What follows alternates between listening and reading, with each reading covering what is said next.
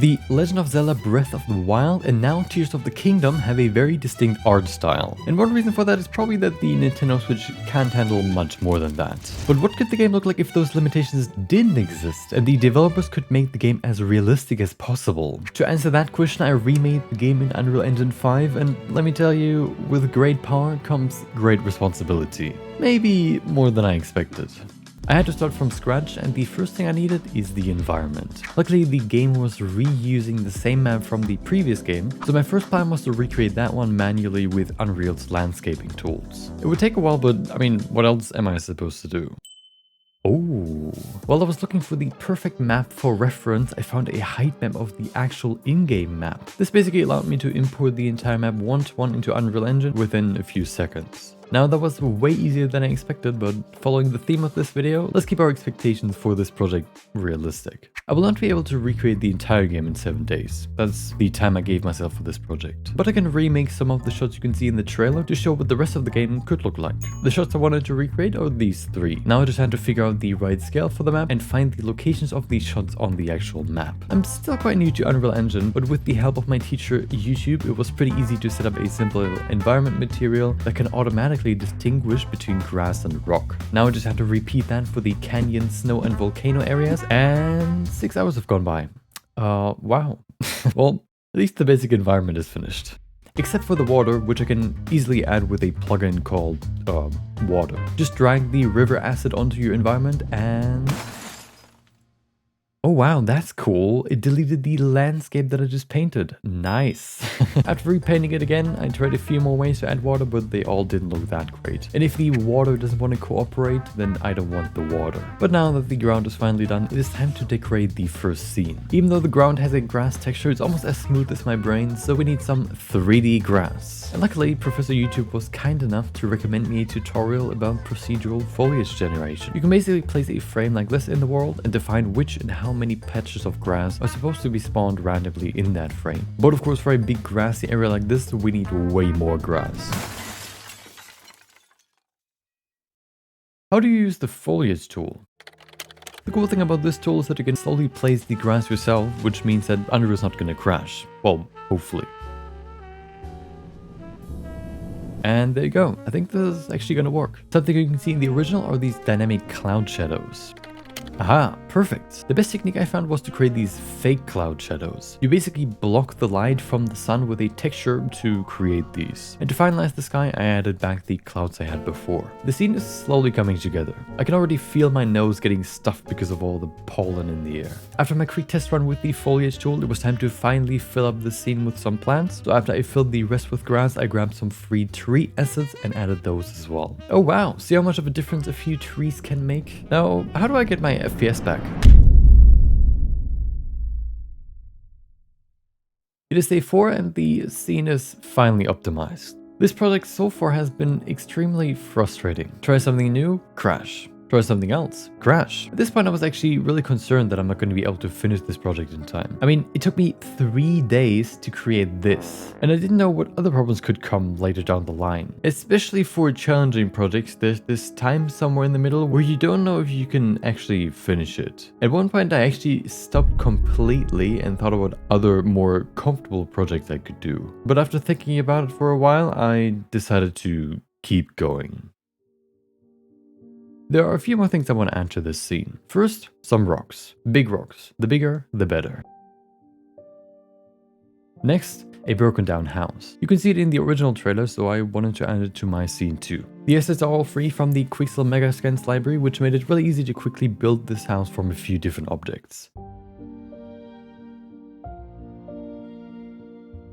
And lastly, this wooden tower with spiky walls.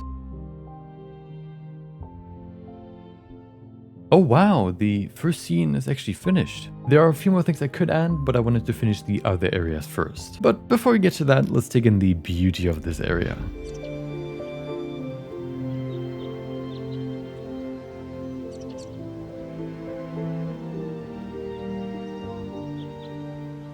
The next scene is basically the same as the first one, so...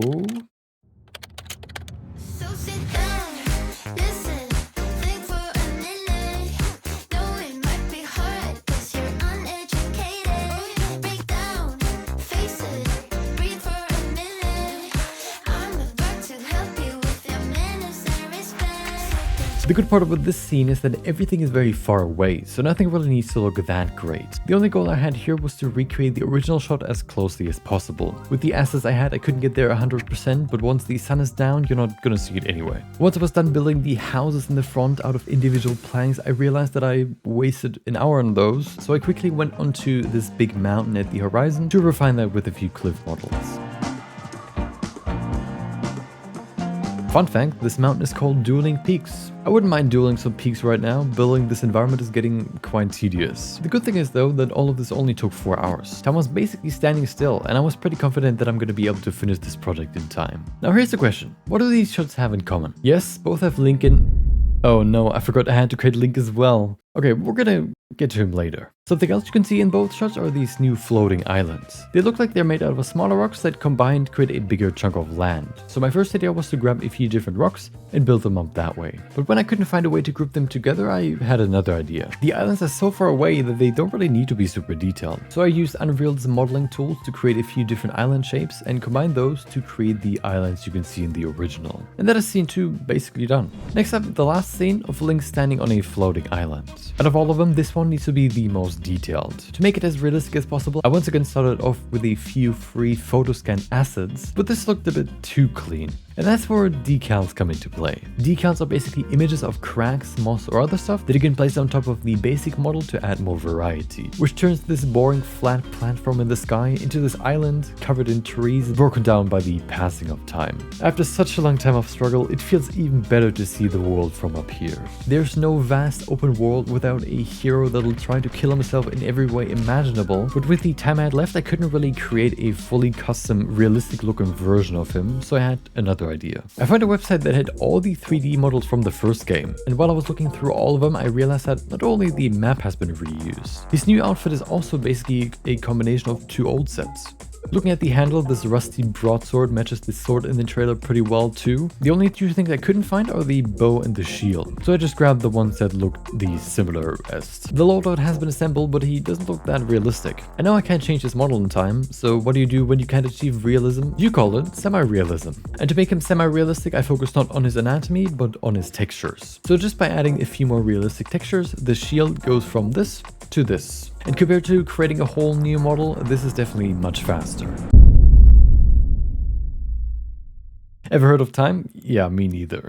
But look at that. He's fully semi-realistic. Now to bring him to life, I automatically rigged and animated him with Mixamo, which actually didn't take that long. And now he's ready to be released into his new world. Look at him, he's already feeling comfortable. At this point, all the big pieces were in place, so I spent the last few hours adding a few details like leaves in the wind to round out this project and add the final touch. I was really happy that I decided to keep going. It makes seeing the final result even more fulfilling. After doing a couple of these kinds of projects, I always remind myself that even though the project might end horribly, at least I know a million ways to do it better next time. So if you find yourself in a similar situation at some point, always keep in mind your mistakes are your best teachers. Next to YouTube, of course.